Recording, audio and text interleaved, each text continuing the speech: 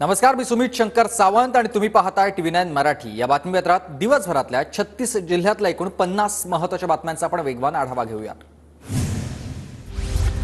सांगलीच्या तासगाव पोलीस ठाण्यामध्ये रोहित पाटलांचं ठिय्या आंदोलन पाण्यासाठी आंदोलन करणाऱ्या शेतकऱ्यांना ताब्यात घेतल्यानं रोहित पाटील आक्रमक झाले। सांगलीच्या तासगाव पाण्यासाठी शेतकऱ्यांचा रास्ता रोको आंदोलनावेळी शेतकरी आणि पोलिसांमध्ये बाचाबाची, 10 ते 12 आंदोलक पोलिसांच्या ताब्यात। जळगावच्या बोदवड तालुक्यात रोहिणी खडसेंकडून नुकसानग्रस्त भागाची पाहणी, अवकाळीमुळे झालेल्या नुकसानीची शेतकऱ्यांना भरपाई देण्याची मागणी। आमदार कैलास पाटलांकडून धाराशिवच्या येरमाळा येडशी भागामध्ये पाहणी, अवकाळी पावसानं परिसरात मोठं नुकसान। बीड जिल्ह्याच्या नवगण राजुरी परिसरामध्ये वादळी वाऱ्यासह जोरदार पावसाची हजेरी, पावसामुळे उकाड्यापासून नागरिकांना दिलासा।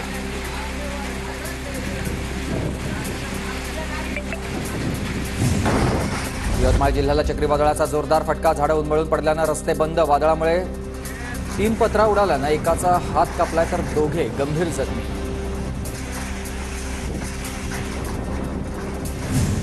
बीडच्या परळी तालुक्याला अवकाळी पावसानं झोडपलं, जनावरांचा चारा अवकाळी पावसामुळे उद्ध्वस्त झालेल्या नुकसानीचे पंचनामे करून मदतीची शेतकऱ्यांची मागणी। धाराशिवच्या येवती गावामध्ये वादळी वाऱ्यामुळे 2 एकरामधील केळी पिकांचं नुकसान, टँकरनं पाणी आणून बाग जगवलेली आहे, मात्र वादळी वाऱ्यामुळे बागाचं नुकसान झालंय। जळगाव जिल्ह्यातील जामनेरमध्ये अवकाळी पावसानं केळी पिकांचं मोठं नुकसान, वादळी वाऱ्यामुळे कापूसवाडीमधील केळीच्या बागा जमीनदोस्त, शेतकरी हतबल। जळगावच्या रावेर आणि मुक्ताईनगर तालुक्यात अवकाळीमुळे शेतकऱ्यांचं मोठं नुकसान, केळी बागा भुईसपाट तर अनेक घरांची पडझड। आमदार चंद्रकांत पाटलांकडून प्रशासनाला पंचनामे करण्याचे आदेश। बीडच्या केजमध्ये वादळी वाऱ्यात मोठं नुकसान, दुकानाच्या पत्र्यासह रस्त्यावरील झाडं उन्मळून पडली। बुलढाण्यात पाणी टंचाईचं संकट गडद, जिल्ह्यातील प्रकल्पात फक्त 11% पाणी साठा शिल्लक, आता 65 पैकी 67 टँकरनं पाणी पुरवठा सुरू आहे। नांदेडच्या मुखेड तालुक्यातील ताईबाई तांड्यात भीषण पाणी टंचाई, पिण्याच्या पाण्यासाठी नागरिकांची भटकंती। सांगलीच्या जत तालुक्यात चारा टंचाई नसल्याच्या जिल्हाधिकाऱ्यांच्या भूमिकेवर माजी आमदारांची टीका, जिल्हाधिकाऱ्यांकडून जनतेची दिशाभूल केली जात असल्याचा आरोप। सोलापूरमधील अक्कलकोटमध्ये पशुधन वाचवण्यासाठी शेतकऱ्यांची धडपड, पाणी टंचाई आणि चारा टंचाईमुळे शेतकरी अडचणीत। नाशिकच्या बिबलवाडीत महिलांची रणरणत्या उन्हात पाण्यासाठी वणवण, पाण्यासाठी कामं सोडून नागरिकांवर पायपीट करण्याची वेळ। सोलापूरच्या अक्कलकोटमधील कुरनूर धरणामध्ये 8% पाणीसाठा शिल्लक आहे, पाण्याचा प्रश्न बिकट झाल्यानं शेतकरी चिंताग्रस्त। धाराशिवमध्ये टँकरच्या पाण्यासाठी नागरिकांची धावपळ, टँकरमध्ये पाईप टाकण्यासाठी जीवघेणी कसरत। छत्रपती संभाजीनगरच्या हरसुलगा तलावामध्ये 15 दिवस पुरेल एवढाच पाणीसाठा शिल्लक, तलावातील पाण्यावर 14 वार्डामधील नागरिक अवलंबून आहेत। जळगाव जिल्ह्यामधील हतनूर धरणाचं आवर्तन तापी नदीच्या भुसावळच्या बंधारात सोडलंय, पालिका प्रशासनाकडून पाण्याचं नियोजन करण्यात येणार।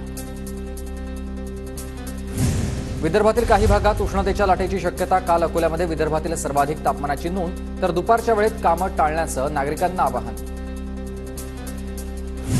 परभणी जिल्ह्यात यावर्षीच्या उच्चांकी तापमानाची नोंद, तापमानाचा पारा 44 अंशांवर, तर उष्णतेमुळे रस्त्यावर शुकशुकाट। यवतमाळ जिल्ह्यात तापमानाचा पारा पुन्हा वाढला, जिल्ह्यातील तापमान 42 अंशांवर, नागरिकांना काळजी घेण्याचं आवाहन।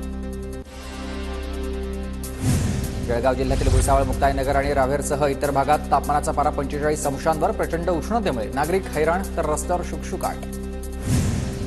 छत्रपती संभाजीनगर शहरात पारा 40 अंशांच्या देखील वर जाण्याची शक्यता, पारा वाढल्यानं दुपारच्या सुमारास क्रांती चौक परिसरात वाहतूक विरळेल। राज्यात यंदा चालू आर्थिक वर्षात खरीपाचे 10 लाख हेक्टर क्षेत्र घटणार आहे, कापसाच्या लागवडीखालील जवळपास 3 लाख हेक्टर क्षेत्र घटण्याचा कृषी विभागाचा अंदाज। धाराशिवच्या मुरुममध्ये शेतकरी पुत्राची बैलगाडीमधून वरात, बैलाच्या वाढदिवसाच्या दिवशी बांधली लग्नगाठ, शिवधर्म पद्धतीनं पार पडला हा विवाह सोहळा। अहमदनगरच्या आगडगावमधील कालभैरव देवस्थानामध्ये आमरस महाप्रसादाचं आयोजन, महाप्रसादासाठी 2,500 किलो आंबे आणि 600 लिटर दुधाचा वापर। छत्रपती संभाजीनगरमध्ये उन्हाच्या तीव्रतेने भाज्यांचे दर वाढलेत, भाजीपाल्याच्या उत्पादनात देखील घट।